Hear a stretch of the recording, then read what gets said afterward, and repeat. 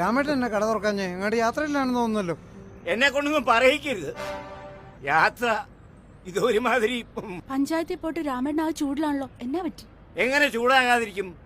വീടിനുള്ള പെർമിറ്റിന് പഞ്ചായത്തിൽ പോയതാ. എന്നിട്ട് കിട്ടിയില്ലേ? ഞങ്ങളുടെ ഇടത് സർക്കാരാ ഭരിക്കുന്നത്, എല്ലാം ഫാസ്റ്റ് ആയിട്ട് നടക്കും. ഒലക്ക 13,000 രൂപ ഫീസ് അടയ്ക്കണം. 13,000 രൂപയോ? ഞാൻ വീട് വെച്ചപ്പോ 500 രൂപയുള്ളായിരുന്നല്ലോ പെർമിറ്റ് ഫീസ്.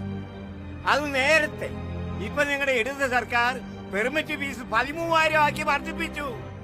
പോരാഞ്ഞിട്ട് പെർമിറ്റിനുള്ള അപേക്ഷാ ഫീസ് 30 രൂപ ആയിരുന്നത് 1000 രൂപയാക്കി. പിന്നെ എങ്ങനെ ചൂടാകാതിരിക്കും? ജനങ്ങളെ ബുദ്ധിമുട്ടിക്കാൻ കേന്ദ്രവും കേരളവും ഒറ്റ കൈയാണല്ലോ. പെർമിറ്റ് ഫീസ് മാത്രമല്ല ഇവരുടെ ഇട സർക്കാർ കൂട്ടിയത്.